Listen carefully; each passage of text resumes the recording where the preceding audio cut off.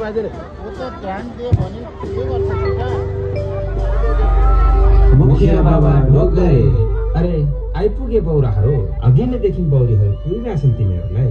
अनि हामी भने आज दसैँको दिन मुखिया बाबाको आशीर्वाद लिएर बौराहरूसँग मादल र मजुराको तालमा मुखिया बाबाको भुइँया भत्किने गरी नाच्छु भनेर बसिरहेको। अरे बाफ रे बाफ, कति राम्री बौरीहरू रे। हामी भने गाउँभरि घुमेर आइसकेछ, बौरीहरू त यही टुक्रेर बसेछ रे।